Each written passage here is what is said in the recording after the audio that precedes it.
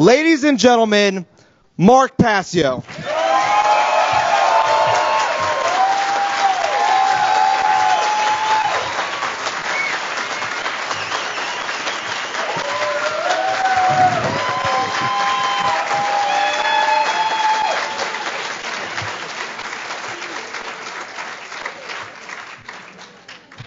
Thank you so much. Thank you all for being here today at this phenomenal event with the greatest minds of our time assembled right here at this very conference. My talk today, ladies and gentlemen, is entitled "The Cult of Ultimate Evil, Order Followers, and the Destruction of the Sacred Feminine." And I just want to put this slide up here at the very beginning to set the tone for what this entire presentation is going to be all about, because that is what the order followers of this world are actually taking aim at. They are taking aim at the goddess. They are taking aim at the dynamic of care that is barely still alive in our world. And ultimately, they are the ones who are going to snuff it out if it is to be snuffed out. Before we begin, I always start my presentations with a few warnings, if you will, or caveats, so people know what to expect. I think most of you know what to expect, but there may be some new listeners out on the internet that aren't familiar with my work, so I'll just run through this quickly. You will not be seeing or hearing anything new here today in this presentation. As the old saying goes, there is nothing new under the sun. And what that ancient phrase actually means is that the truth has always been here. It is eternal. It is up to us to recognize it. It has always been here, it always will be here, and it can ultimately never be destroyed. My presentation style has been described, rightly so, by some people as very intense and at times even combative. Some people here today are very likely to possibly be upset or angered by this information. So be it. If that is the case, so be it. Feel those emotions and run with it. The fact of the matter is that the truth itself, by its nature, is belligerent because it wages war against all forms of mind control. I don't present this information to be liked. I don't present it to be popular. I don't present it to make money. I don't present it to make friends. I don't really even want to do this with my time, as I've told many people in the past. I already know this information. I already understand it. I already live it. I already put these principles to work in my personal life. I present publicly because in the time we're living in, there is so much overwhelming ignorance regarding this type of information that the fact that I do understand it and live it places me in a position of moral obligation to speak those truths to other people, to help them to understand it and then apply those principles in their lives as well. Every person who wants to take away real value from watching this presentation should make a deliberate and conscious effort to do two things. First, set aside your perceptions of me as the presenter. This includes things like how I look, dress, or sound. Paying attention to such trivialities will distract mental focus away from the message that is being delivered. The information is what is critically important, not myself. Be consciously aware. Secondly, be consciously aware of any impulses that you may have to reject the information presented during this presentation based initially upon your initial emotional response to what you are hearing, because you may be angered, because you may get upset by some of the things I'm about to say. Be aware that it is a logical fallacy to try to judge the truthfulness of any given information just based upon how you feel when you first hear or see it. So with those caveats being laid out there at the beginning, let's jump in with the definition of an order follower. What exactly is an order follower by definition? An order follower is a person who does what someone else commands them to do and who has therefore attempted to abdicate their free will and their personal responsibility for choosing their own actions based upon correct determination of the morality or immorality of a particular behavior. That is the definition of what an order follower is and does. Okay, so they're just acting on rote based on what someone else told them to do without making conscious judgments regarding whether that behavior is morally right or morally wrong. That's the definition. There are three main types of order followers. I call the first type the abdicators, the people who attempt to abdicate their personal responsibility. These are individuals who do what they are told to do by a perceived superior without first judging for themselves whether or not the action they've been ordered to perform is morally right or wrong. They're attempting to abdicate personal responsibility for that judgment call. Those are probably the largest group of order followers. Most order followers fall into this category. The second group is who I call the well-intentioned, and we're going to talk about intention versus reality later on. The well-intentioned but incorrect. These are individuals who erroneously believe that they have correctly determined the morality of an action that they have been commanded to perform, and so they then willfully choose to carry it out. They believe that they are doing the right thing, in other words, although that belief is not true. It is an incorrect belief. And then there are the people who just don't give a damn. There's something deeply broken in them, possibly genetically broken. These are the psychopaths, whether primary or secondary psychopaths. These are individuals who consciously do recognize the immorality of an action that they have been commanded to perform, yet they willfully choose to carry it out anyway, knowing fully that it is wrong and violates someone else's rights. That's who I call the psychopaths. They just don't care, and they're going to do violence anyway because they just want to. Those are the three kinds of order followers.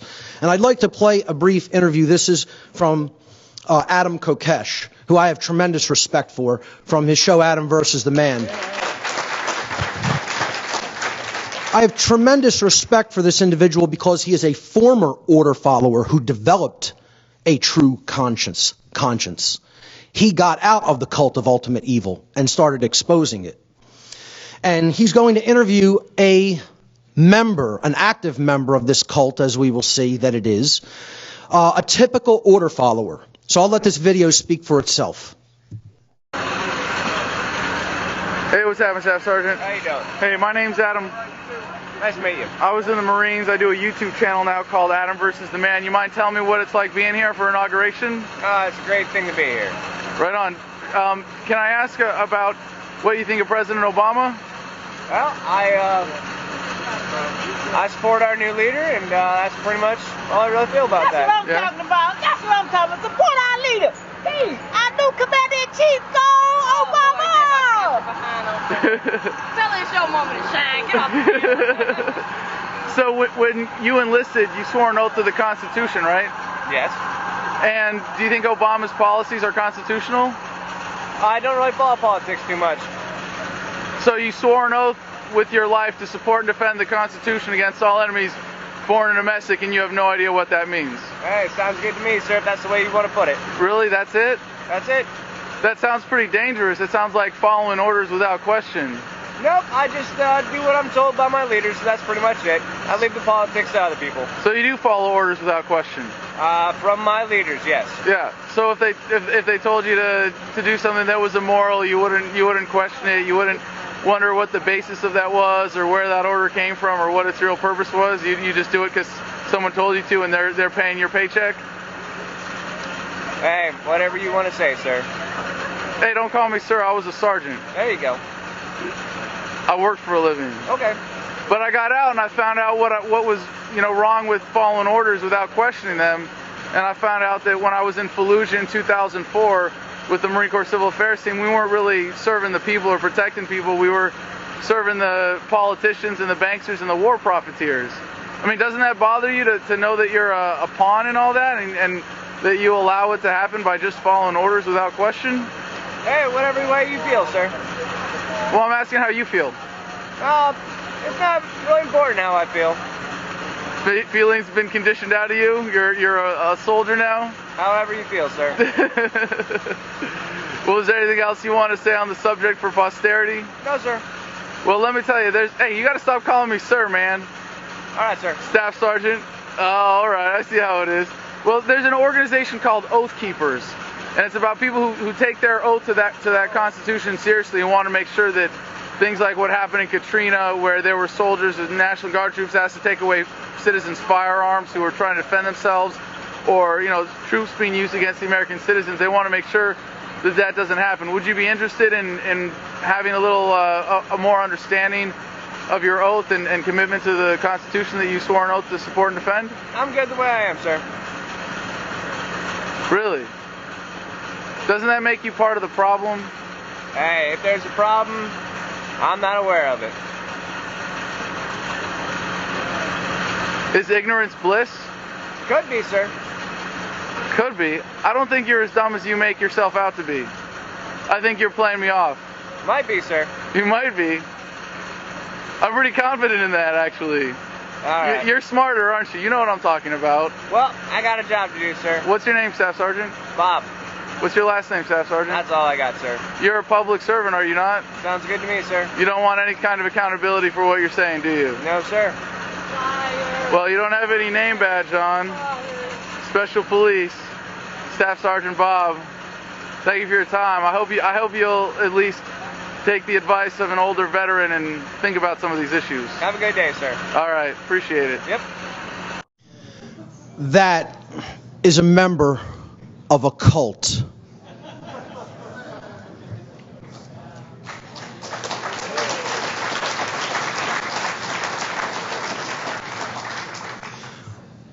Order following, as I trust that everyone in this room just clearly understood from that graphic demonstration, is directly opposed to conscience.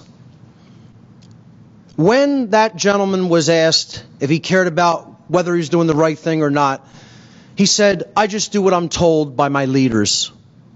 And when asked if he wanted more information about the morality of those decision-making processes, he responded by saying, "I'm fine the way I am." You know? That's the typical order follower. That's the process that's going on in their mind. It's a belief system, not based in reality at all, and certainly not based in conscience. Conscience, ladies and gentlemen, is knowledge. It is not action. It is not behavior. It is knowledge. Conscience, as a word, comes from the Latin prefix con, which means together, and the Latin verb sciere, which means to know or to understand. Hence, to know together. Conscience is common sense knowledge about the difference between right and wrong. It is the common sense knowledge of the objective, knowable difference between right action and wrong action. And people will then ask, well, what is right action and what is wrong action? Isn't that super complicated? Wouldn't that take like lifetimes to understand? No. It's very, very, very simple, actually. Right is that which is based in truth, and hence it is correct. It is in harmony with the laws of morality that exist inherently in nature, what I term natural law, moral law, cosmic law, God's law. Whatever name you want to use for it, it's the laws of morality and the difference between right and wrong. Actions based in right do not result in harm to other sentient beings. Conversely, wrongdoings are based in illusion and pure belief and fantasy and constructs that only exist in an imbalanced mind. They are not based in truth, and therefore they are incorrect. They are immoral because they stand in direct opposition to the laws of common sense, to the laws of morality. Actions that are wrongdoings result in harm to other sentient beings. The biggest part of the problem we're facing on Earth is that the average human being, certainly not in this room, but the average human being walking around on this planet, does not understand what a right is and cannot give you the simple definition of a right. A right is an action that does not cause harm to another sentient being. If harm is resulting, the action is a wrong. If no harm is resulting to someone else, that action is reserved as a right. And it is quite simply that easy, that simple to understand. Unfortunately, 99% of people don't understand that, and therefore they don't exercise conscience. The exercise of conscience is the free will choice of right action over wrong action. Once you've taken in the difference between right and wrong, once the definitive knowledge of the objective difference between right and wrong according to natural law has been acquired by an individual. And order followers never exercise conscience. They are not acting of their own free will accord. They are attempting to abdicate that free will choice to someone else, who they are then just saying, I will follow what you tell me to do. If someone is following orders from anyone else for whatever the reason or intent, they cannot be exercising conscience, since by definition, the exercise of conscience means that someone is willfully and correctly choosing for themselves right action over wrong action, out of their own free will. The difference between the institutions of order followers today and all of the order followers that conducted some of the most heinous atrocities that mankind has ever witnessed. Soviet Russia, Mao's China, Hitler's Germany. There's no difference between them. They are just as immoral. They are just as incorrect. They are just as ignorant, and they are just as cowardly. And people can get as offended as they want by that. It's nothing that anybody, however anyone reacts to it, is not going to make that an untrue statement. I'm going to really attempt to offend some people's delicate sensibilities in this section, because I'm going to do something that the human ego abhors. And that's make blanket statements, but blanket statements that are nonetheless 100% true. I'm going to make 3 true blanket statements regarding order followers. All order followers. 100%. 0 exceptions. Ever in the history of the world, these statements have been, are now, and will continue to be true forever. All order followers are bad people. All order followers are bad people.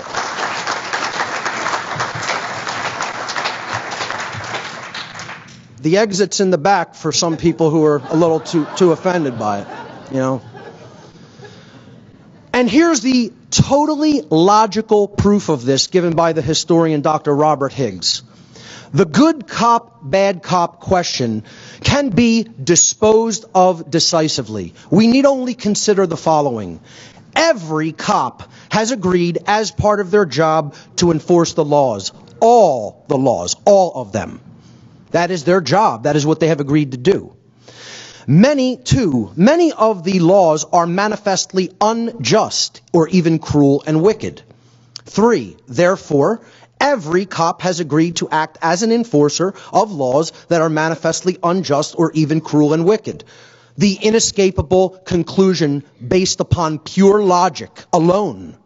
Not even any heart-based intelligence, just pure logic by itself. The conclusion invariably is that there is no such thing as a good cop. There is no such thing as a good order follower, period, ever and never has been. Since no order follower is truly exercising conscience, And the order follower will carry out actions that they have been commanded to perform, even if those actions cause harm to other beings. No order follower in the history of the world can be said to be a truly moral human being.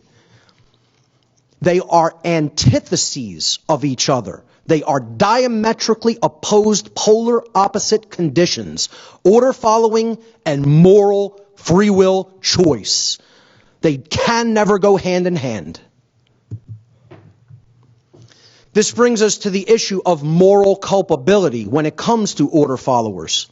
The question always arises, who's more morally culpable? Where does the real responsibility or blame lie? In the order giver or with the order follower?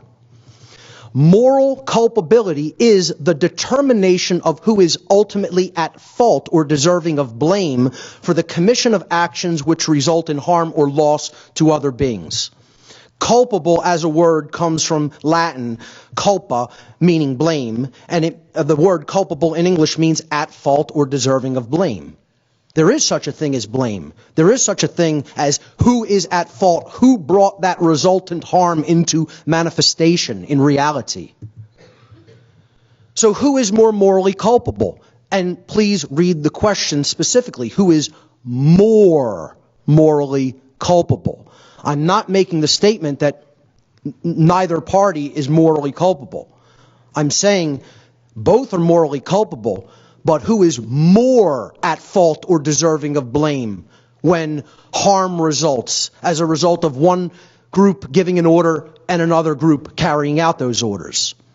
The order giver or the order follower? There's a correct answer to that question. It is not a matter of opinion. The way you determine the answer, the correct answer to that question, is you ask this question. If each group of people is saying, my actions didn't actually bring extraordinary harm into manifested reality, who's lying and who's telling the truth when it comes down to brass tacks? So here's what bombs raining down on children do in the Middle East, in countries we have no business in. Okay?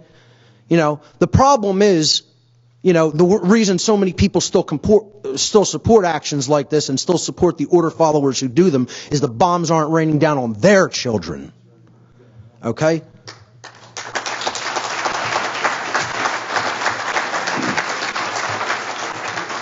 So who's lying and who's telling the truth? Well, the painful answer is those politicians aren't lying. Their actions didn't cause that. You could say their words had a part in it and therefore they're still morally culpable, but they didn't actually pull those triggers. They didn't drop those bombs. The order followers did those immoral behaviors. The painful truth, the order follower always bears more moral culpability than the order giver, because the order follower is the one who actually performed the action, and in taking such action, actually brought the resultant harm into physical manifestation. Order following is the pathway to every form of evil and chaos in our world. It should never be seen as a virtue by anyone who considers themselves a moral human being. Order followers have ultimately been personally responsible and morally culpable for every form of slavery and every single totalitarian regime that has ever existed upon the face of this planet. This is the result of following orders, invariably, to its inevitable conclusion: genocide, mass death, mass graves. People committing themselves to evil that they even know is evil, and they give themselves over to it because, hey, I was just doing what I was told. I was just doing my job. Just following orders. I was just following orders, or I was just doing my job, is never a valid excuse or justification for immoral criminal behavior. And this lame attempt to abdicate one's own personal responsibility should never be accepted as a valid excuse for such criminal behavior. Unfortunately, too many people let people like this off the hook, off the line, because they accept this justification that, oh, you were just following your orders, you were just doing your job. Well, oh, okay. Well, that excuses you somehow. No, it doesn't. It doesn't excuse you of your personal responsibility to choose right action over wrong action, and never should be accepted as such. The word justification comes from the Latin noun jus, which means law or right in Latin, and the Latin verb facere, which means to make or to create. Thus, the word justification, with those two root forms together, actually means to create a right, to attempt to create a right which did not actually exist in nature. You're inventing rights. You're saying a wrongdoing can somehow become a right, something that you're allowed to do under the laws of morality. So, here's a little internet meme. This is a picture of a criminal who didn't obey the law here on the left side, and some other guys who are just following orders. Order followers are ultimately the servants of evil in the world. Evil cannot accomplish its goals or its objectives without people willing to carry out the evil, because they were told to carry it out. A great quote by Gandhi, he said, "You assist an evil system most effectively by obeying its orders and decrees," talking about the order followers in the world. An evil system never deserves such allegiance. Allegiance to it means partaking of the evil. A good person will resist an evil system with his or her whole soul. Beautiful quote. I wholeheartedly concur. I want to talk a little bit about intention, the intention of the order followers. You'll hear a lot of New Agers bring this up. Well, doesn't the intent matter? Doesn't what they actually intended in their mind matter so much? Absolutely not. It's meaningless. Intention, when it comes to carrying out immoral behaviors, is meaningless. Your behaviors either caused harm to another being or did not cause harm to another being. What you intended has absolutely no bearing on that. The action has all the bearing on that. And the action only. And that's what our souls will be judged upon. Okay? That's what we'll judge our souls based upon. And this is how this gets obfuscated, okay? How reality is actually structured and built, how we experience our reality in this powerful, very simple building block demonstration. It all begins with knowledge. Without knowledge, there is no foundation to understand how reality is built. There is no foundation to understand the real laws of attraction. This is why the order follower continues to do what they do, because they don't have knowledge, or they ignore that knowledge. Okay, they willfully refuse to accept it. Knowledge is the available information, the grammar, okay, all the components that we need to assemble and bring together. Potential knowledge that may be gathered, processed, understood, and then eventually acted upon by individuals. That's the base level of how we create our reality. Without access to that knowledge, we cannot consciously create our reality effectively, the way we want. To create it without chaos, to create it in an orderly fashion, in a peaceful fashion, in a harmonious fashion. Upon the knowledge step of the reality building process, if you will, and what I'm building here, many will recognize, is the trivium process. The second step of this process is the understanding phase. Okay? It is the processes that take place in the human mind that are chosen by each individual based upon the available information that they've taken in. So this is where you're processing that data, and you're weeding out the inconsistencies, and you're coming to an understanding of it. You're grasping how it works. Without that knowledge being present, you can't understand. You cannot move to that second step at all. This is why dark occultists and people who want to keep the world in thrall, in slavery, always try to control the availability of information first and foremost. Because they want to cut people's ability to consciously create reality off at the root. The third step of this trivium process is wisdom. Right action. And you'll notice I put on all the building blocks, or lack thereof. Without knowledge, there's ignorance. Without understanding, there's confusion. Without wisdom, there is folly. Wisdom, or the behavioral stage of the reality creation process, is based upon each individual's behavior. Each individual's behavior is based upon the quality of their decision-making processes in step 2, which are in turn based upon the quality of the available information they took in step 1. Then we get a result in the real world. We get a manifested result.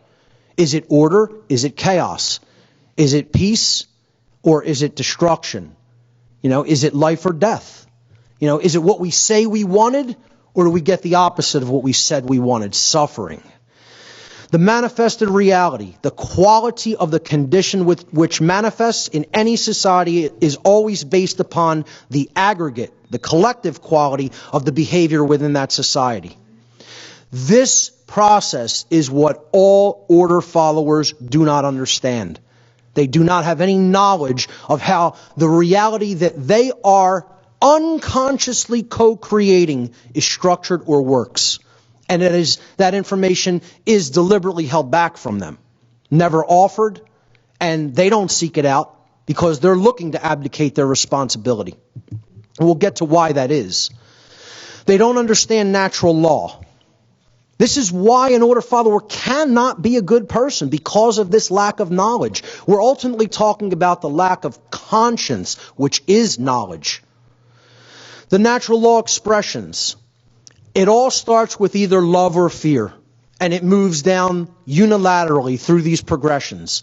If our consciousness is based in the acceptance of truth, knowledge, and that comes from opening up our minds and hearts to the energy known as love, then we will understand our own inherent individual sovereignty, what I call internal monarchy, being a ruler of the self, a self-master.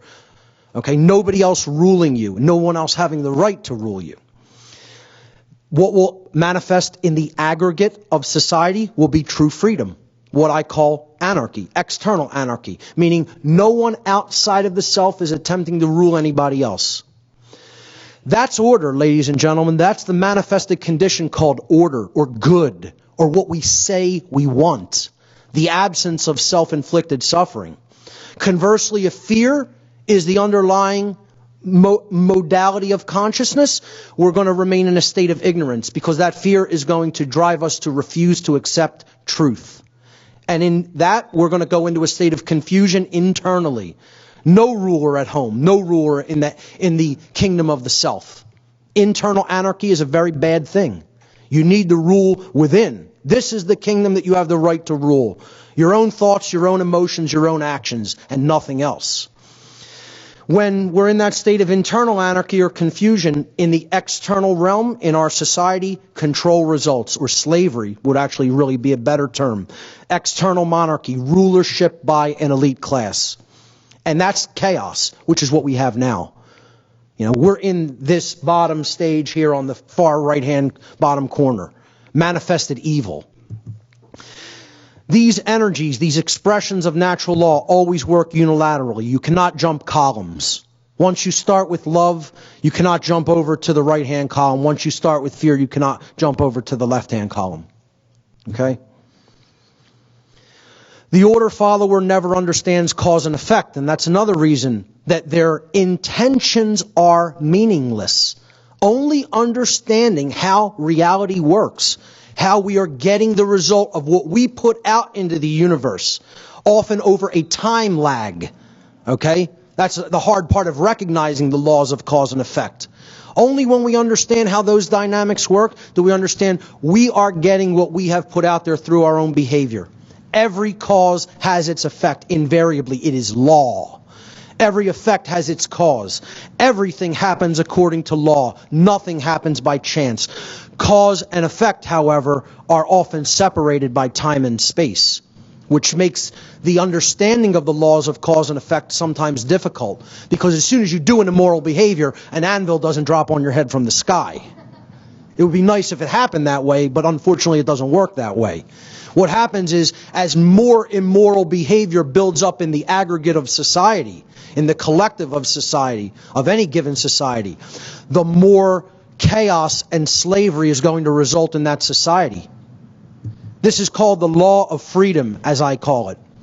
Freedom and morality are directly proportional to each other. The order follower also doesn't understand this law of the universe that is inherent to creation and can never be changed.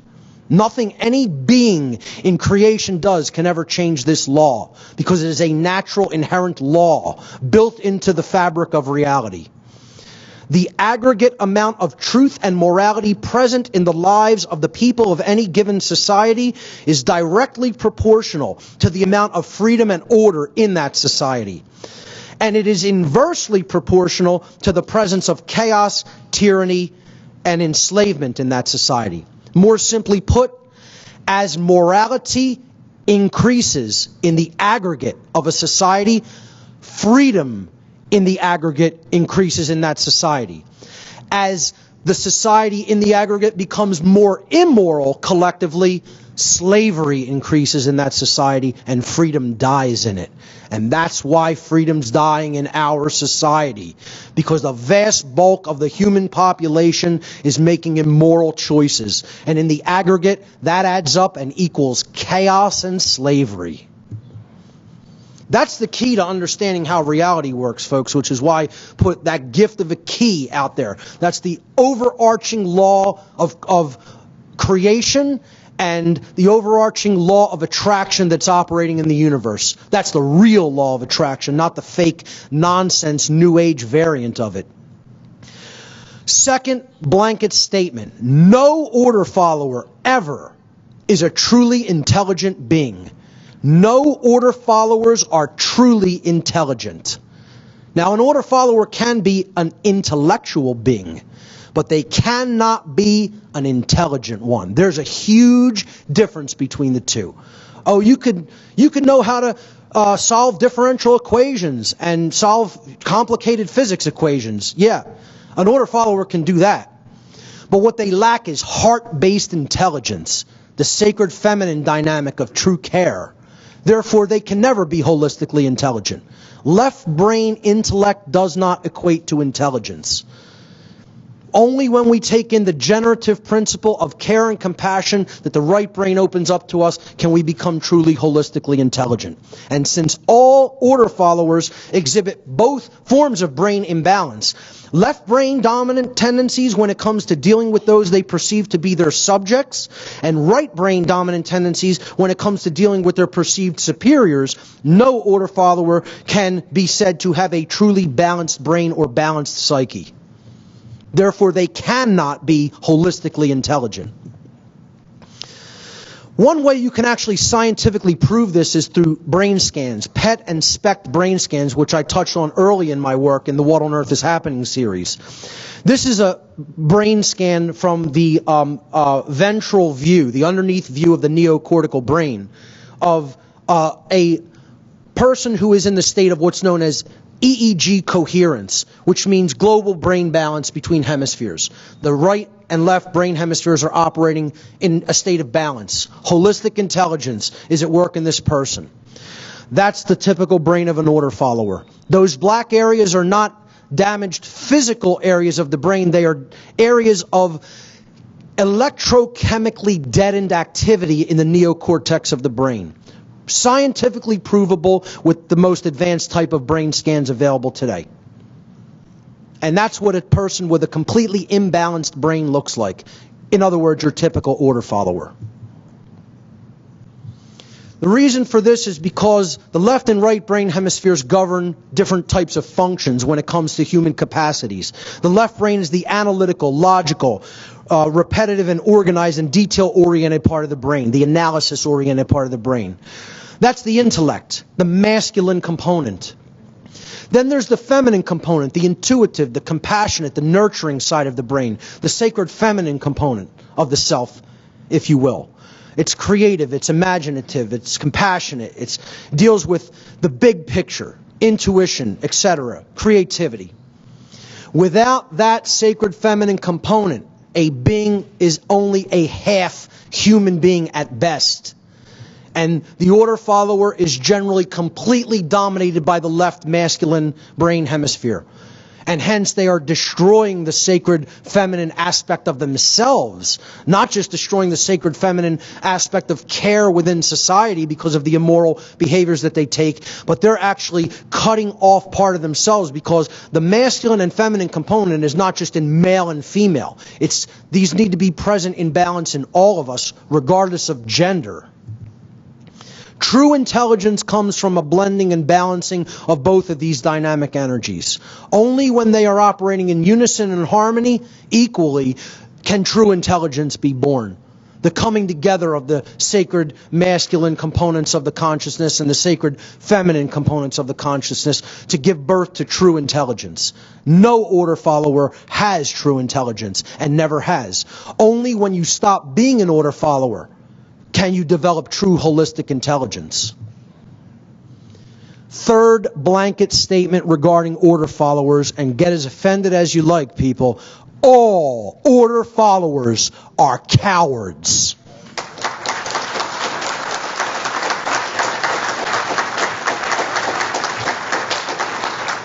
Since no order follower actually possesses the knowledge of conscience in the degree required, and the spiritual fortitude in the degree required to refuse to obey the commands from their perceived so-called quote-unquote superiors, no order follower can ever be said to have true courage. True courage versus what people think of as courage are two vastly, dynamically different things. True courage is saying no to evil. Be that guy. Be that guy. There's true courage. Where for not giving the Nazi salute, he could have been shot on sight. To stand up and say, no, I will not comply. I will not go along with the crowd because they're wrong. And if I'm in the minority of one and I'm in the right, I'm going to stand in the truth, regardless of what that means for what happens to me. That's courage. That's courage.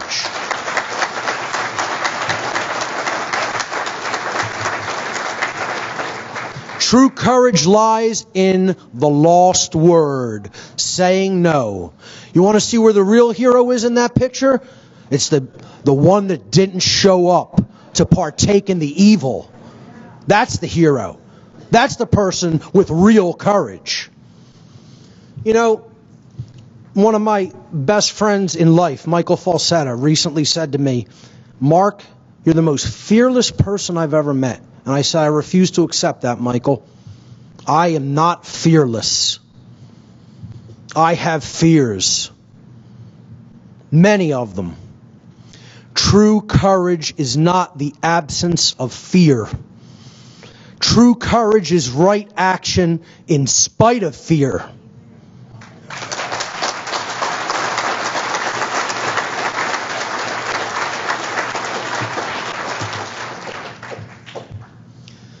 Next section, and this is where I start to introduce the concepts of what cults are and their methodologies. Modern institutional order followers, and let's just, not mince words or be too verbose here. I'm talking about the police and military, are cult members. Modern institutional order followers, the police and the military, are cult members. They're not like cult members, they are cult members, provably. To understand what a cult is, we first have to really understand what religion is and means. Religion as a word in English comes from the Latin roots, the Latin verb religare. Of course, religare means in Latin to tie back, to hold back, to thwart from forward progress, to bind by tying up, to prevent from going forward. What a false religion is, okay? I want to qualify that by saying all false religions. False religions are systems of control that are based in unchallenged dogmatic belief, which holds back the progress of human consciousness. It holds back the proper understanding and reception of the laws of morality, the understanding of the difference between right and wrong behavior. That's what a false religion does.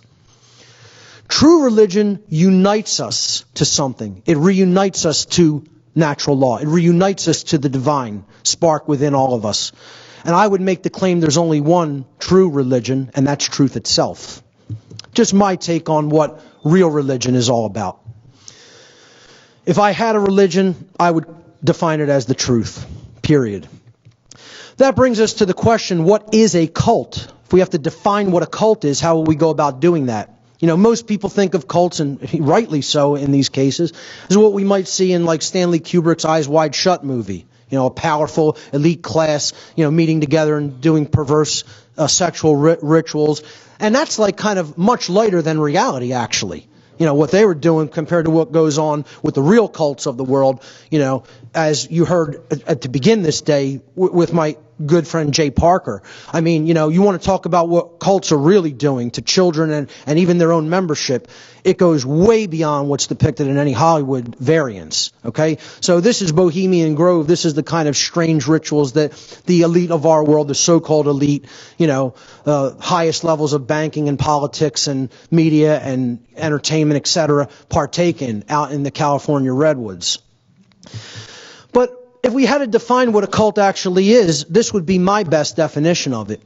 It's a system of religious veneration and devotion which espouses beliefs that are dangerous, especially to the lives, rights, and freedoms of those who are not its members.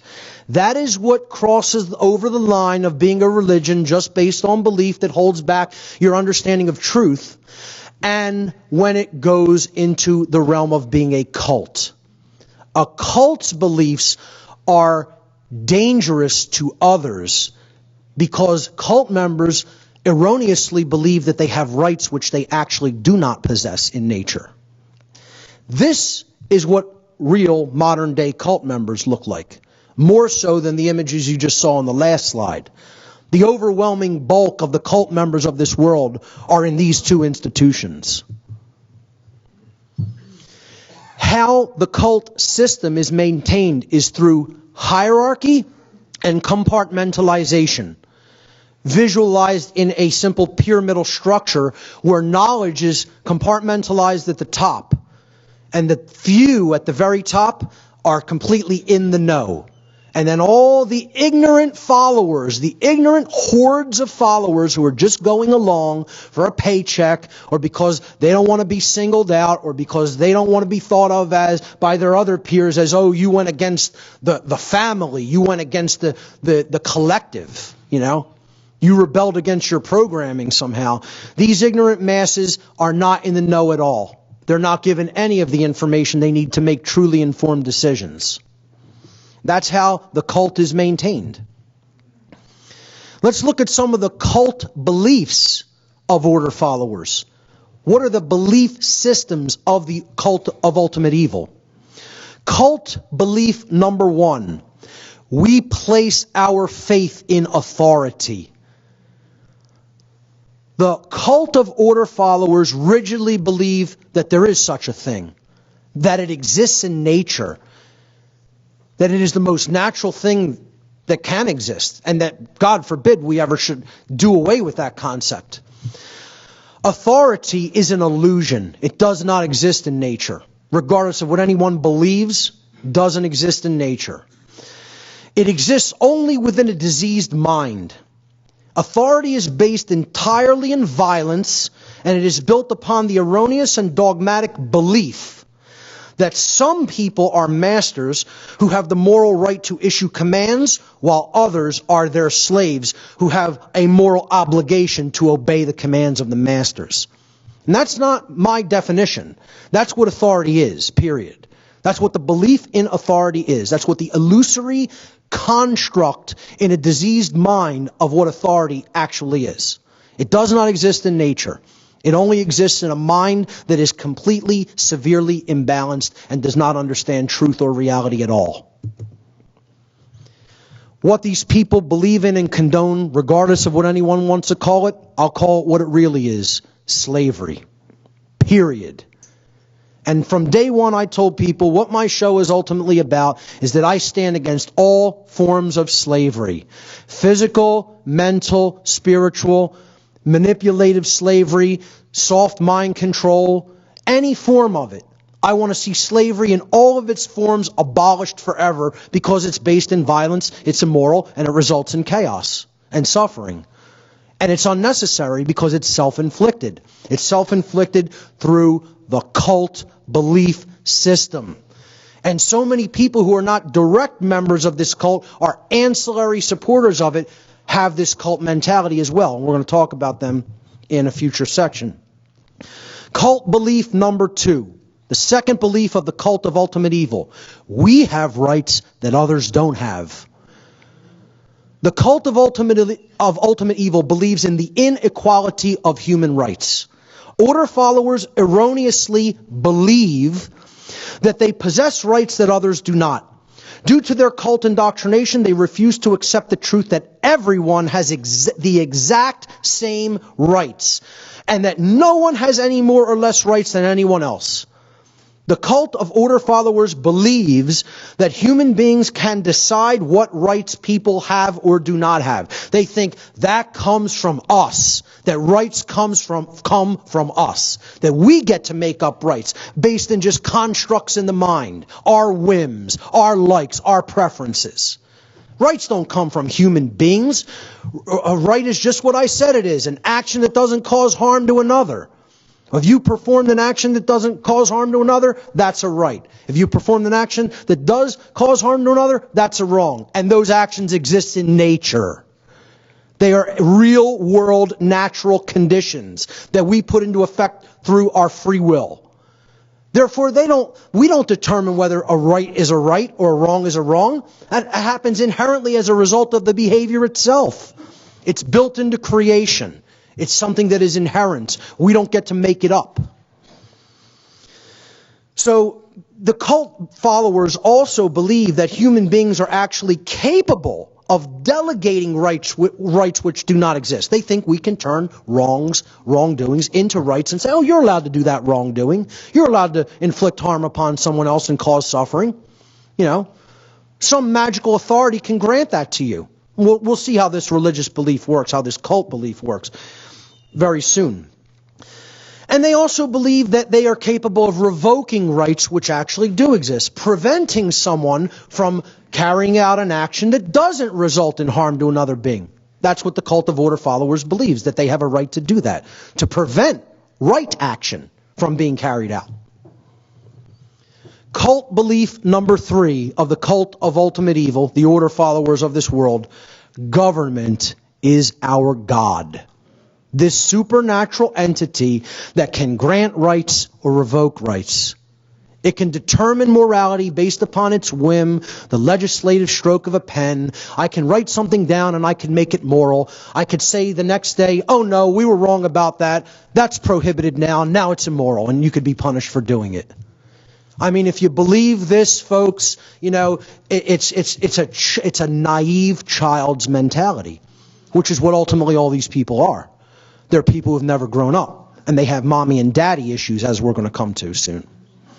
They have parental abandonment issues going on psychologically, whether they are even aware of them or not. I'm going to play a video about the cult of statism, the cult of the belief in government authority. Okay? Just listen to the complete contradiction that you're about to hear from a former United States Senator. Let me see if I understand your position. Basically, would you say that it's wrong for the citizens to initiate physical force against other citizens like an armed robber does? Unless we permit but that it's okay by law. It's okay for the government to do so. Because the government has been authorized by the people. Okay, but if the government authorized armed robbers to do it, it would be okay?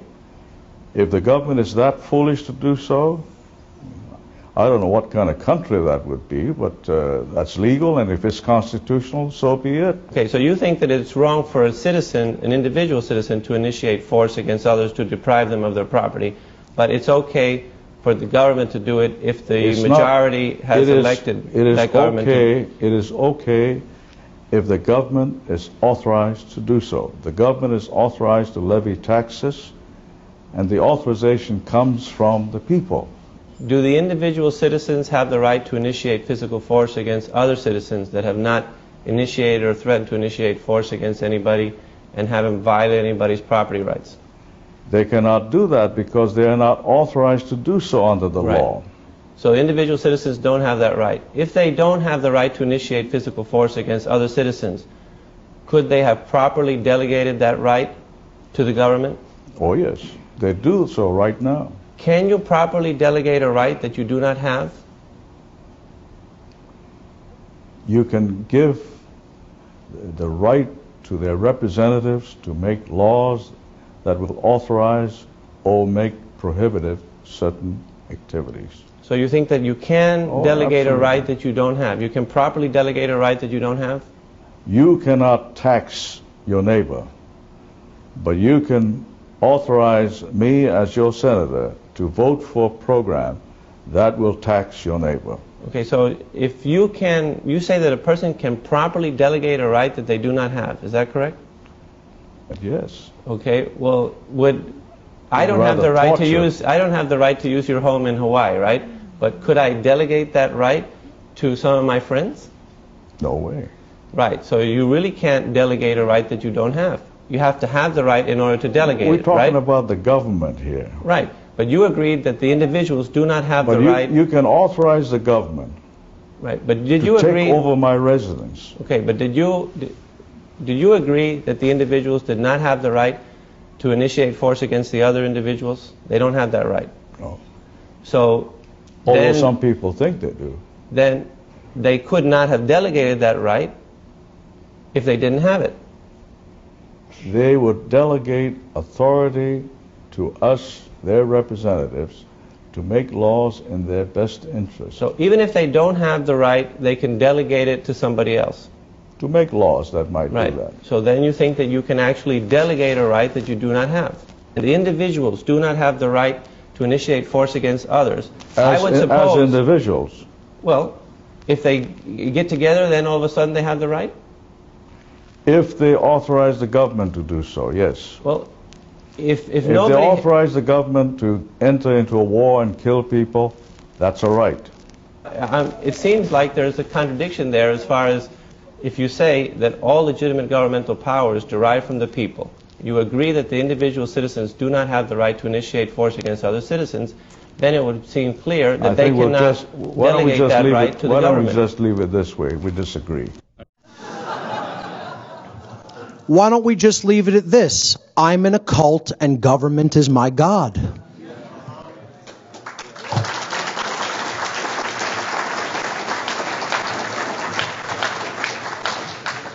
I feel horrifically sorry for anyone who cannot fully cognize the complete inconsistencies of a brainwashed person like that. Whoever cannot see the logical fallacies and total inconsistencies in this person's total perversion of cognitive processes, I feel they are just as sick as this individual is, if it can't readily be seen. So let's talk about the techniques of cults. How do the cult leaders keep the cult lower down members, the rank and file, in line? They have very strict, rigid sets of techniques that they have employed throughout human history, and they don't waver with them because they have always worked. They've worked consistently because people have still not built their consciousness up to a level where they understand how these methodologies of manipulation work. I call this the techniques of cults, or how to brainwash willing followers who want to give away personal responsibility for their own actions. And there are four main cult techniques: isolation, conformity, indoctrination through repetition, and trauma. Isolation, conformity, indoctrination, and trauma. Let's take them one at a time. Cult technique number one, isolation. Probably the single most important technique, because it makes it very difficult for anybody to penetrate the collective of the cult. the boundary of the cult. You have to physically separate the cult members or the potential cult members from the rest of their community so no reason can be spoken to them, as much as that is within your power to do so. Create an us versus them mentality. We are the family. We are the collective. Anybody outside of us is them, and they are not us. Demonize the outsiders. Those who don't belong, the civilians, Somebody recently just told me what police and military are calling us are civilian pukes. One of the big names going around within the cult. The civilian pukes. Just like their cult leaders call them their dogs, their pets, their animals, as we'll get to. Isolation is probably the most important technique. And why? Why is it so? Because you have to cut off the cult members from the knowledge that they could receive from outside of the cult. And therefore, it makes them incapable of changing. Cult technique number 2, conformity. Don't tolerate any individuality within the cult. One's old identity has to be completely broken down and reformed.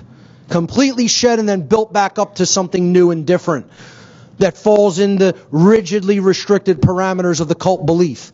And you know what? They'll be all too happy to tell you that this is what they're doing to you. In the Marines, they tell people, we're going to break you down, boy, and then we'll rebuild you back up in our image.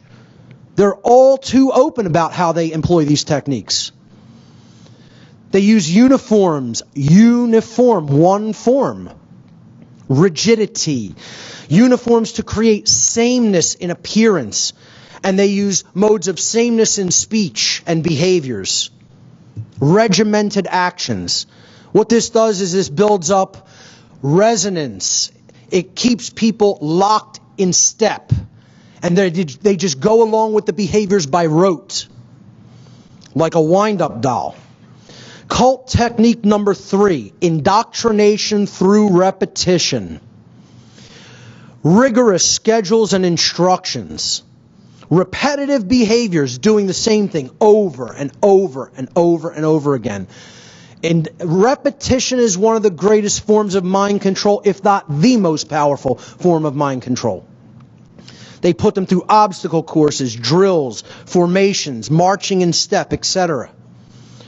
Repeated phrases, chants, and songs being employed to put them in a certain rhythm, a certain vibratory energy.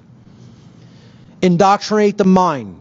Give it the belief system over and over again until they believe it. Keep repeating the lie until it is widely believed. Cult technique number 4 is broken down in 2 halves, 2 parts. There's physical trauma and then there's mental and emotional trauma.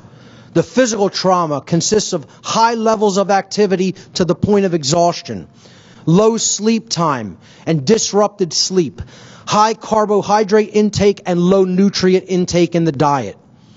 This damages the brain. It puts somebody in a state of weakened resistance. Their body, mind, and spirit are unable to resist the dictates of the cult. They weaken them through these techniques physically. And then they use emotional trauma to weaken the spirit. Verbal and psychological abuse heaped at them continuously, constantly telling them they're not good enough. Unexpected, sudden, or shocking scenarios create trauma, create a situation. Oh, you have to jump up in the middle of the night and respond to this scenario that's happening. A perpetual atmosphere of fear. And as we saw in the natural law expressions, fear can only lead to ignorance, confusion, control, or slavery, and ultimately chaos. That's all it can ever lead to. Can't ever lead to any of the good expressions of natural law, knowledge, understanding, wisdom, freedom, sovereignty. Can't lead to any of those things. Certainly can't lead to order and justice in a society. And that's why they employ these 4 overarching methodologies.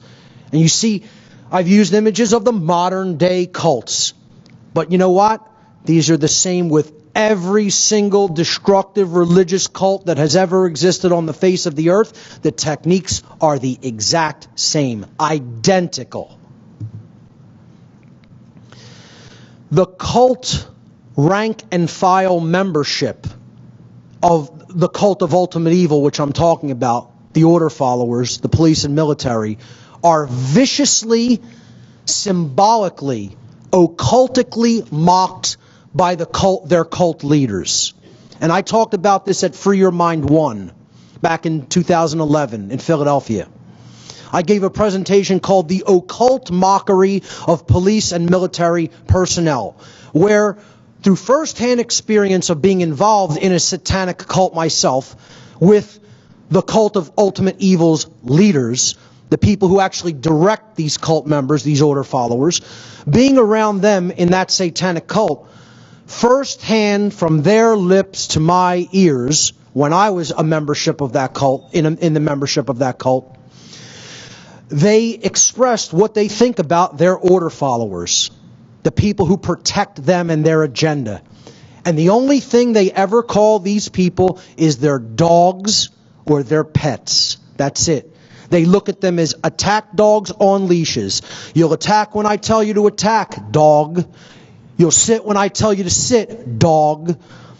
You'll sleep when I tell you to sleep. You'll eat when I tell you to eat. And they give them dog tags to wear around their neck. And they put all kinds of dark occultic symbolism all over their brain. The checkerboard floor of the house in Freemasonry represents total ignorance, total unconsciousness. The complete lack of understanding of the difference between right and wrong is what the checkered floor represents. Well, why would the cult leaders wrap it around the brain of their followers? Around the brain, symbolically. And then let's throw an inverted pentagram that represents the destruction of the human spirit and the raising of dualistic tendencies, duality, confrontation, conflict, us versus them mentality. You know, put that right on the third eye and the crown chakra, why don't we? Yeah, we're not ritualistically mocking anybody who doesn't even understand our language, our symbolic language. No. They call them their dogs, and that's what they're doing, getting to eat their worthless fiat currency out of a trough, out of a dog bowl. The supporters of order followers constitute ancillary cult membership. They are ancillary cult members, secondary members of the cult of ultimate evil. And you know what? There's a whole lot more of them than there are the main membership of the cult. A whole lot who support what this cult does, thinking that they're doing something that is good or can lead to something that is good.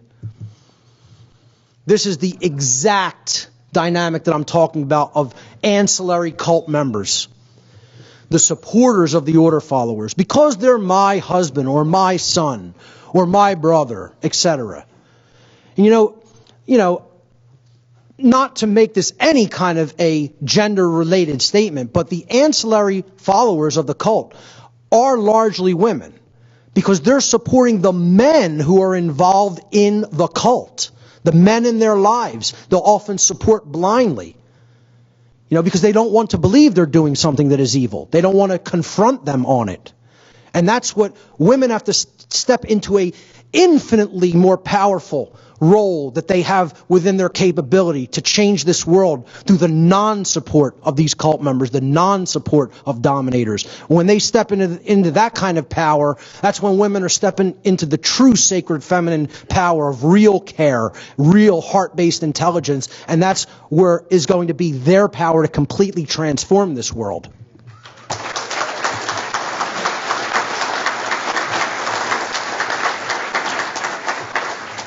But you know, the supporters of order followers are everywhere. Men, women, children, etc. You know, he should have obeyed the law. They're crucifying him for a legitimate reason. They're just doing their jobs, just following orders, you know. And of course, this is it's allegorical. It's about how people just support evil and put down the thing that's actually trying to tell them to do the right thing. You know, destroying conscience, destroying the sacred feminine essence. In many ways, the supporters of order followers, the ancillary members of the cult of ultimate evil, are doing more damage to the morality of human society than the order followers themselves, especially due to their vastly greater numbers. Order followers and their supporters are the true destroyers of this world. Unfortunately, that statement is true. People always want to pass the buck. They want to point fingers outward. They never want to do this. See, that's what I had to do to get out of the cult. Couldn't do this. Couldn't say it was you. Couldn't say it was the cult leaders. I had to recognize at a deep fundamental level of my being that I was the problem and I was wrong.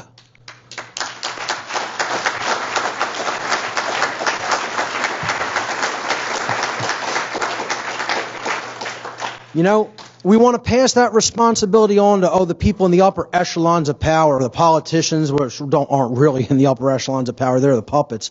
But they think of the politicians as the one who are there, the international bankers, even the actual cult members, the real legitimate cult members that are part of the satanic, worldwide network of Satanism and dark Luciferianism. Ultimately, those aren't the people who are destroying the world. Are they taking a role in it? Without any question.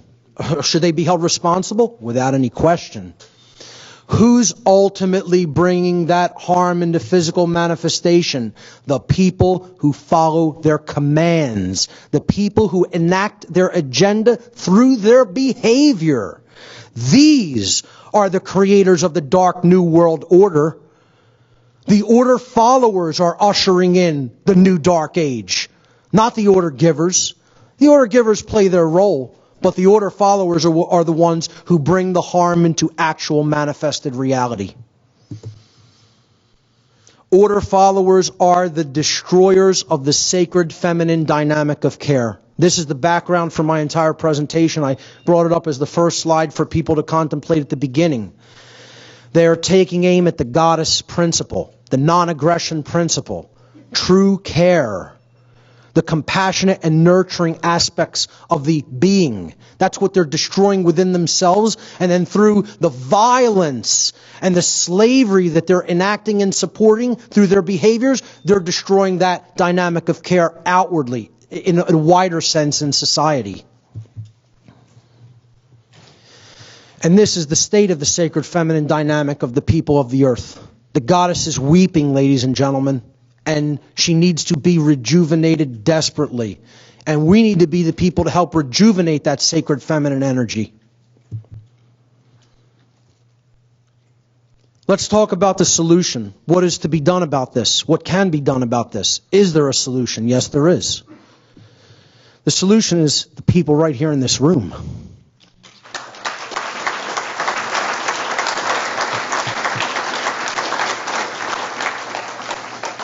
And those who these words will reach and resonate with wherever you may be watching from.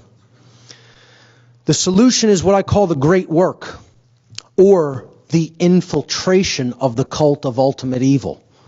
We need to infiltrate the cult. We need to break the first technique of cults, isolation.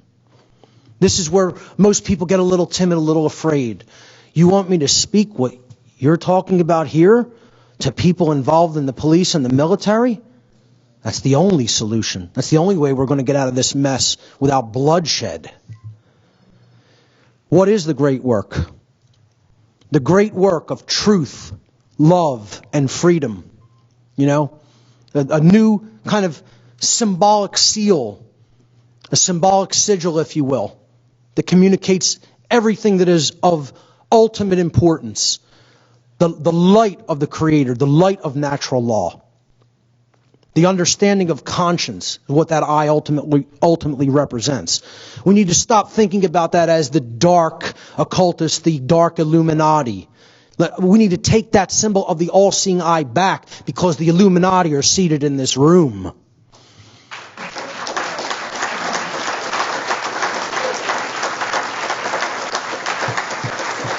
We are illuminated with the knowledge of the difference between right and wrong behavior. That's what that eye ultimately represented throughout history. To do the great work is to do the hardest work there is to do. It is to try to move the human race into uncharted territory, into the unknown country, into a place that many fear to go because they've gotten so comfortable in their slavery. The great work is the arduous task of influencing others. Okay? And this happens once you've become illuminated with the knowledge of the difference between right and wrong. You got to start there first. You got to get your head straight. You got to get your soul straight. Then you can assist with others. But that's what the great work is. The great work begins once you've healed yourself. Then you could start influencing others. That's doing the great work. It's the arduous task of influencing others to abandon their false religions, the dogmatic and dangerous beliefs which hold back the progress of consciousness by impeding the reception of truth and natural law. Doing the great work is to help others to realize that in supporting and condoning the legitimacy of authority and government, that they have actually been supporting and condoning the legitimacy of violence and slavery, and that they were immoral for having done so. This is the very reason that the great work is so difficult to do and why it is so unpopular. Why so few people on this planet are actually engaged in doing it. We need to increase the numbers by not the thousands, not the tens or hundreds of thousands, but by the hundreds of millions is the number of people that need to be doing the great work.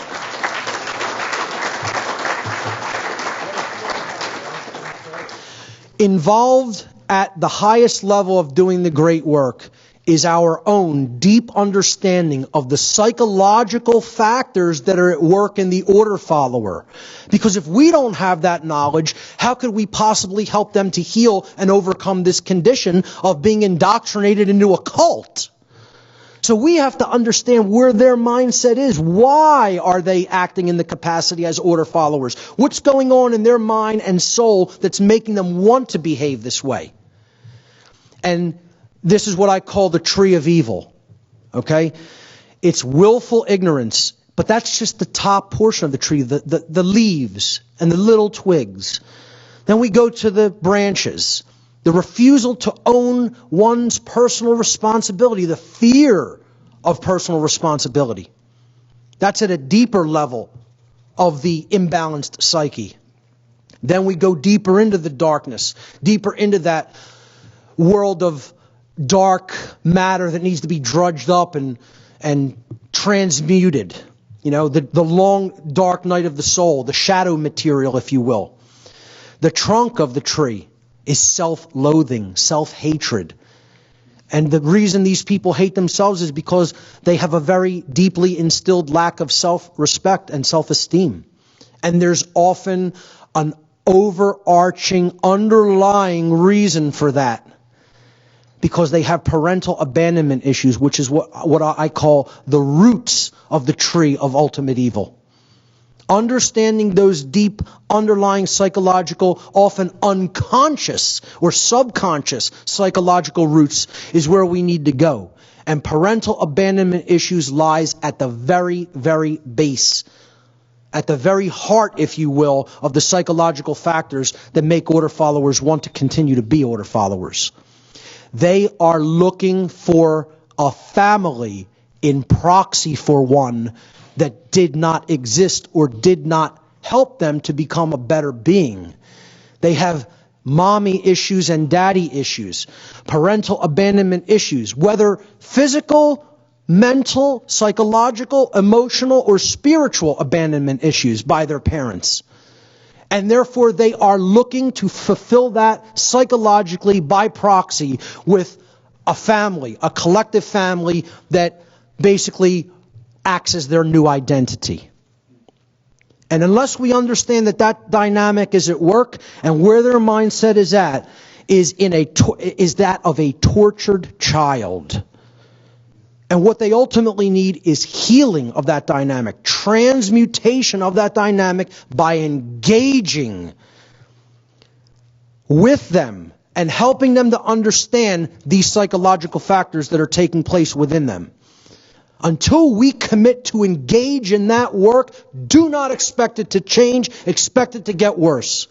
Because when these factors are not dealt with at a conscious level and healed at a conscious level, they eat us at a subconscious level. And eventually that subconscious level, those demons come into the real world and they eat us there too. And that's what's happening. We'll look at these dynamics one at a time. Willful ignorance. This is what doing the great work right now at this point in history should probably make most people feel like. Okay? We're the ones who know what's going on and are conscious, and a lot of other people around us are asleep. But you have to battle through that condition through willful persistence. Persistence is required to do the great work. Even if this is people's condition, you speak the truth to them anyway. You plant seeds that could blossom at a later point in time, once they've seen a little bit more and grown a little bit more. Never stay silent when it comes to issues of right or wrong. You have to speak that truth out into existence, into the universe. The fear of personal responsibility. Again, the abdicators, the biggest group of order followers. This is what they don't want. You heard the typical order follower that Adam Kokesh interviewed. You're trying to, abdicate that personal responsibility, aren't you? And he says, sounds about right. Par for the course. Just admitting it. He doesn't want that obligation on him. Well, you know what? Doesn't matter. It's on you whether you want it or not. An individual's personal responsibility to choose right action over wrong action for themselves is always their own and can never be, quote unquote, given away to someone else. One can only make the claim, the erroneous claim, that they are abdicating personal responsibility for such moral decision making to someone else. You can't actually do that in reality, in nature. You can only make the claim that you're doing it. And it's a false claim at that. It can never actually be done in reality. More simply put, an individual is always responsible for their own actions. There are no cop-outs, pun intended. You cannot pass the buck to someone else. I love David Icke's quote on this from one of his early books. He said, "Accept responsibility for yourself and your actions, thoughts, and words. You alone make choices. You alone are answerable to the consequences of your behavior. The feeble excuse that your boss required it, the establishment expected it, holds no truth or justification. What is the point of having principles if you allow others to dictate your behavior? At the end of the day, you will judge your performance and the contribution you have made to creation. It will not be based on what another expected of you or what you did because you felt trapped."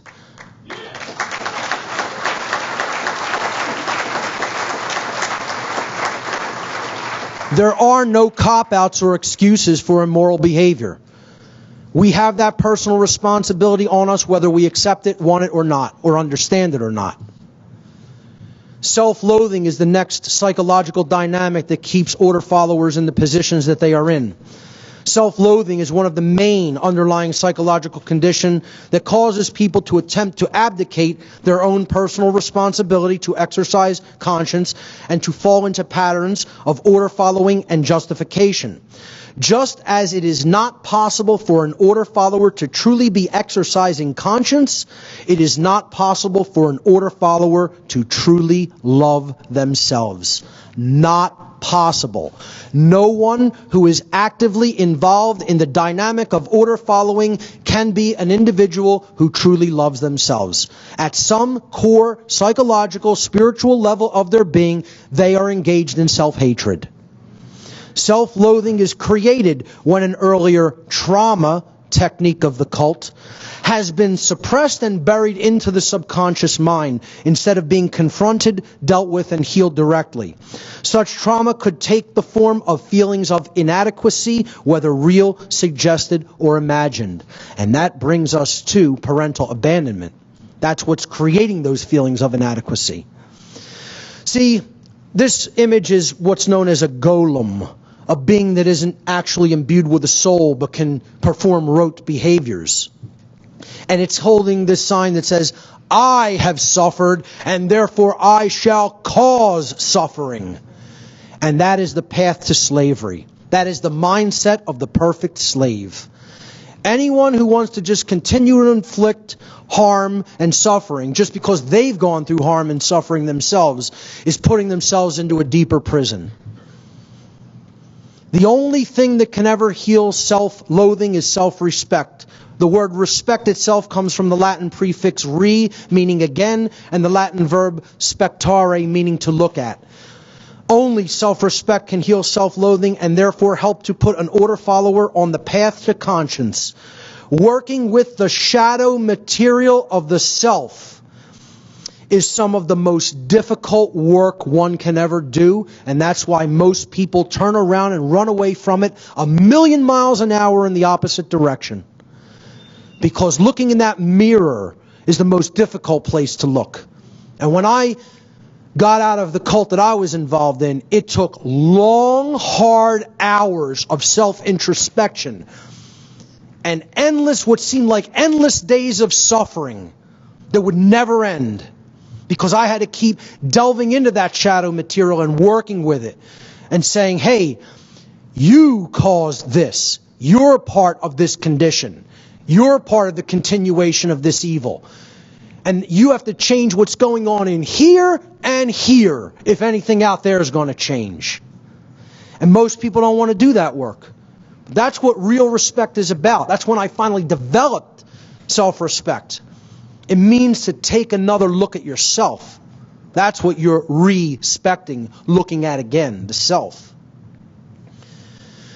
All of these psychological conditions, willful ignorance, self-loathing, refusal to accept personal responsibility, it all comes down to the being is still acting at an inner level like the abandoned child because they did not receive the support from their parents, from their community, etc. And they're looking to the cult belief system as the proxy parent that they never really had fully developed. That relationship was never fully, truly developed. Which is why this connects so deeply in with Len and Honor's work, I can't even tell you. Conscious parenting. Good parenting is so big a part of the solution. You know?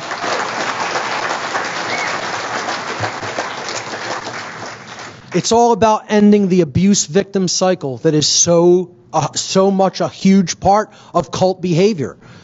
The cult inflicts the trauma, and then the cult member, they grow up traumatized, and they continue to inflict the trauma.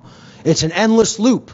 Unless the one who has undergone the trauma, through help, often it has to happen through help, because they're so traumatized and victimized that they can't do it on their own.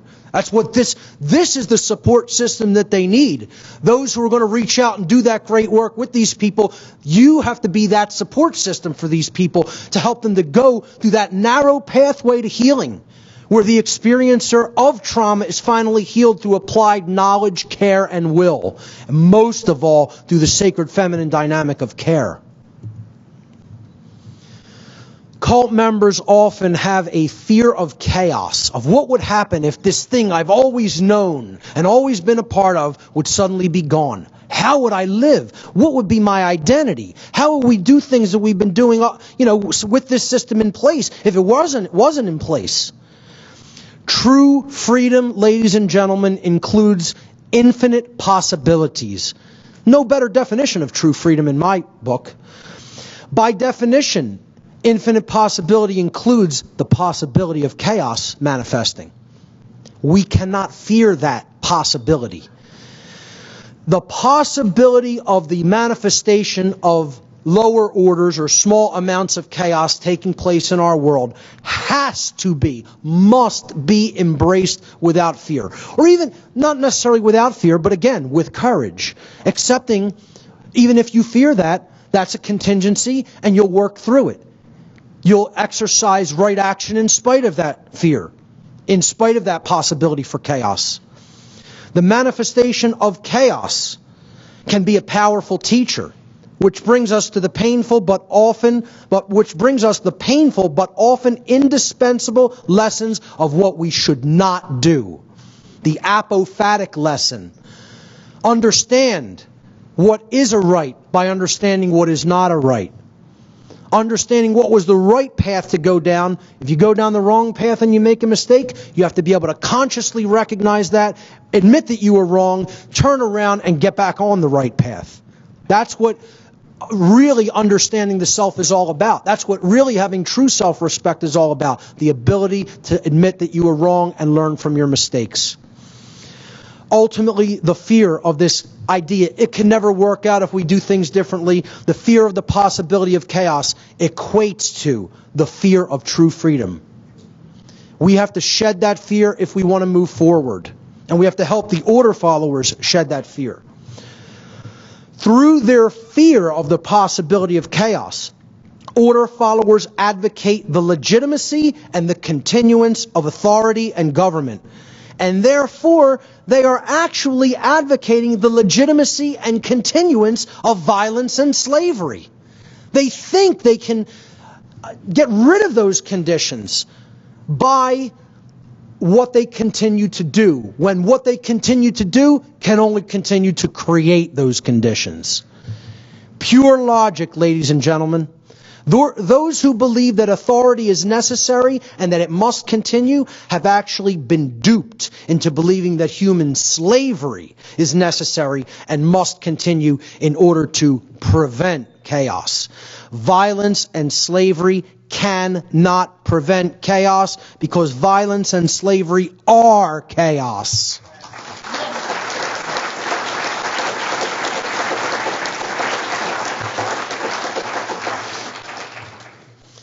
The last section I call Becoming Moral, Intelligent, and Courageous, Quitting the Cult. And I'm here today announcing I'm going to create a new campaign as part of What on Earth is Happening. And it is going to be called the Quit Your Cult campaign.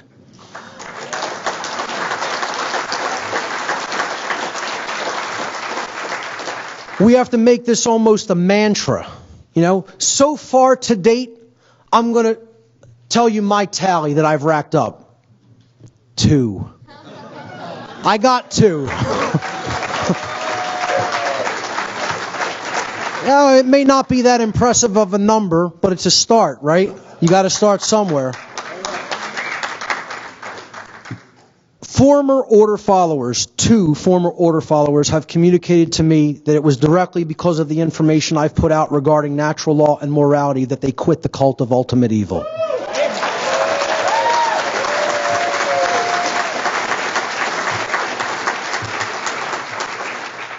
We need the return of the sacred feminine energy, which is the dynamic of true care, nurturing, and compassion. You know, last year, 2 years ago at the Free Your Mind conference back in 2013, I gave a lecture called New Age Bullshit and the Suppression of the Sacred Masculine, which is about how the New Age religions ultimately want to create a dynamic of not taking action, of suppressing the masculine, the sacred masculine dynamics of the personality. What this lecture is all about are the forces that are trying to suppress the sacred feminine aspect of the consciousness and personality. The sacred feminine, or the lost principle, as I refer to it, is the dynamic of care. What we care about on a day-to-day basis acts as the driving force of our thoughts and, most importantly, the driving force of our actions. Therefore, care can be seen as the ultimate generator of the quality of our experience. This principle has been often referred to as the generative principle, the creative principle. The word generative is derived from the Latin verb generare, which means to create. What we care enough to put our will behind, what we care enough, what we use the sacred feminine care enough to put our will behind, the sacred masculine action of will, dynamic of will, is what ultimately gets created in our world. This is the real law of attraction, the real law of manifestation. The world is the way that it is today, sadly, because most people do not care enough, even if they say they want things to be different, to change the world through their actions.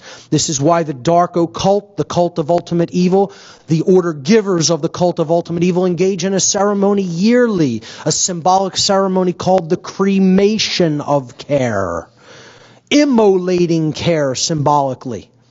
And their order followers continue to do it right here in the real world, not the symbolic world, the very real world of behaviors. There's two principles that constitute enlightenment, and we need to engage both of them if we're going to see the return of both the sacred masculine and the sacred feminine. The sacred feminine principle is the principle of non-aggression, the non-aggression principle. The first pillar of enlightenment is this sacred feminine principle. It is also called the non-aggression principle. It states, very simply, do not engage in violence. Violence is the immoral initiation of undue physical force which one does not have the right to take against their fellow being.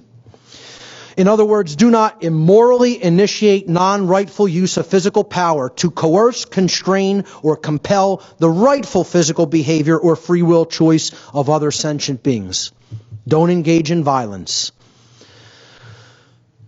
Along with that, wedded to that, in union, in sacred union with that, is the sacred masculine principle of self-defense, which I talked a lot about at last Free Your Mind 2. The second pillar of enlightenment is the sacred masculine principle, also called the self-defense principle. This principle states sentient beings have the inherent right to use force to defend themselves from violence conducted upon them by another. Never to initiate that force, but to use it in response to violence that has been waged against them in proportion to that violence. That's the sacred masculine principle of self-defense. True enlightenment is the sacred union of both of these principles, the sacred feminine principle of non-aggression combined with and wed to the sacred masculine principle of self-defense. Only when we create that sacred union between the sacred masculine and sacred feminine within each of us are we going to see real world change happen. This is the alchemical wedding, as it has been referred to as. And it's beautifully, symbolically depicted here on the tarot card, the Lovers. Once again, I just want to reiterate the powerful role, especially that women can play in this sacred union of bringing forward the care and the compassion to help transmute the consciousness and the mindset of the order followers. Because let's face it, these order followers who are really bringing this harm into manifestation are largely men doing the bidding of their cult leaders. Okay, it just happens to be men are the physically stronger of the genders here on Earth, of our species, and therefore they're groomed for that role, the out of control masculine aspect, the dark masculine aspect. But women can play the powerful role of transformers if they step into that courage and they challenge the cult of ultimate evil, challenge its validity. On its face, it needs to be challenged. It needs to be recognized as inherently illegitimate authority and government and the violence that they conduct. So women can help men who are involved in that cult to break free if they step into that courage and they step into that sacred feminine dynamic. Then that sacred feminine energy can drive the sacred masculine energy. Because care ultimately has to drive the will. This is what was meant by the phrase, love is the law, love under will. Love has to be the foundation. Higher consciousness has to be the foundation upon which you build the sacred masculine will. So the sacred feminine has to be the foundation. That's true care. Then you could build the true will, the sacred masculine dynamic upon that foundation, that sacred feminine dynamic of love. The sacred feminine drives the sacred masculine action. And how ultimately the cult followers, the order followers of the cult of ultimate evil are going to have to break their mental bondage is through the use of the lost word. a very powerful concept in my work, which comes from the esoteric tradition of Freemasonry, as I will describe here. The lost word is a concept in esoteric Freemasonry, which represents a state of consciousness that has been largely lost to the majority of human beings. In order to speak the so-called lost word, a human being must work upon themselves in order to achieve a state of non-contradiction between their thoughts, emotions, and actions. In such a state of unity consciousness, that being has truly come to understand the self and the working operations of natural law, moral law. And in doing so, they've deeply realized the objective difference between right and wrong action. Or, as these concepts are referred to in Freemasonry, light and darkness, respectively. Light is truth and right action, and darkness in Freemasonry is ignorance and wrong action. And I'll just go back a slide. You'll notice the G, okay? The G stands for the generative principle, the sacred feminine principle that has to drive right action. The compass is compassion. It has to circumscribe our behavior, be the actual boundary conditions through which we operate in the world. Beautiful symbolic allegory if Freemasonry is properly understood. In the enlightened state of consciousness that is generated through the knowledge of natural law, conscience, in other words, a human being is finally able to step up and speak the lost word, which is no. No is the lost word. No is the word of all power.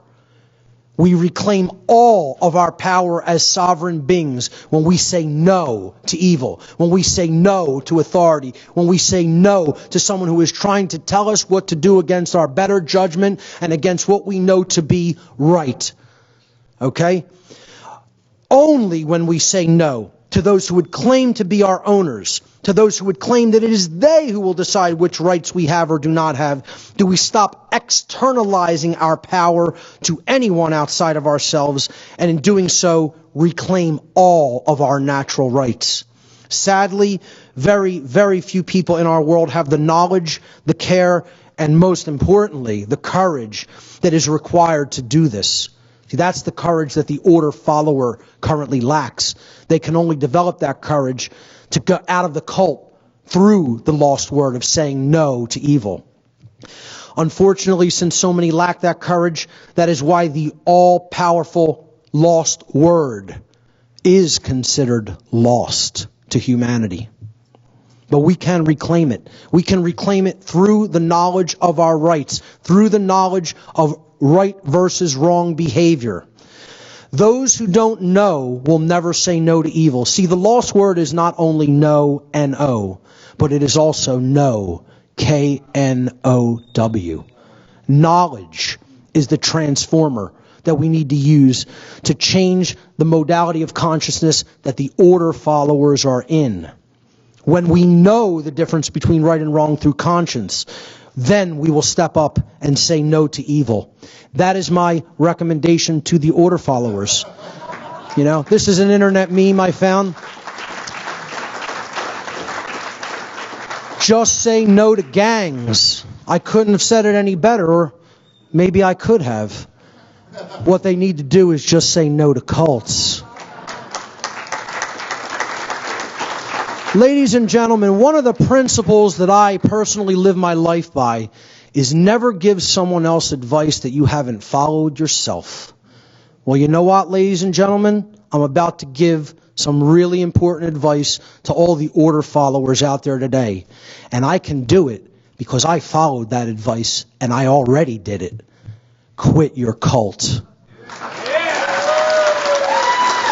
Ladies and gentlemen, thank you so much for your kind attention.